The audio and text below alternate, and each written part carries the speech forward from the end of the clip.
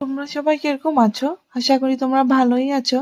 আজকে চায়ের সাথে খাওয়ার জন্য সন্ধ্যাবেলার একটা রেসিপি নিয়ে এসেছি, যার জন্য আমি একটা বড় ক্যাপসিকাম টুকরো করে কেটে নিয়েছিলাম।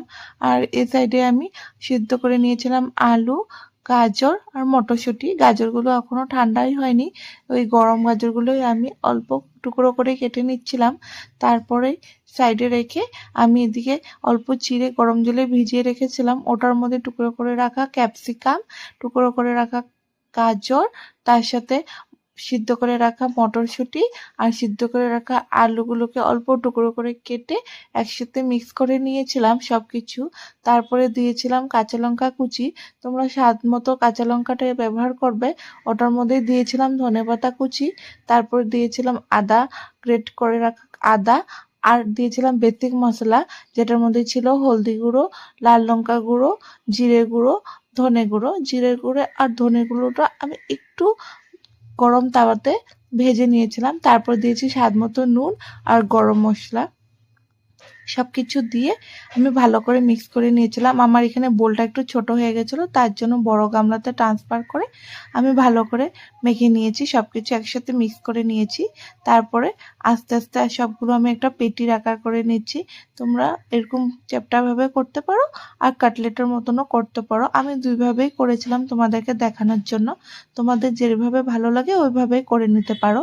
ওগুলো সাইডে রেখে আমি এই সাইডে একটা ঘোল বানিয়েছিলাম, যার জন্য নিয়েছিলাম ময়দা 2 চামচ, ওটার মধ্যে দিয়েছিলাম স্বাদ মতো নুন, লাল লঙ্কা গুঁড়ো আর গোলমরিচের গুঁড়ো দিয়ে জল দিয়ে ভালো করে মিক্স করে নিয়েছিলাম।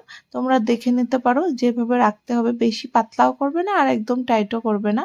তারপর আমি এতে নিয়েছিলাম কাটা বিস্কুটের গুঁড়ো। আমার কাছে যেহেতু ব্রেড ক্রাম ছিল না, তার জন্য আমি বিস্কুটের গুঁড়োটা ইউজ করেছিলাম। সবকিছু সাইডে একভাবে রেখে ওখানে আমি কড়াইটা গরম করে নেওয়ার জন্য বসিয়ে দিয়েছিলাম তেল দিয়ে।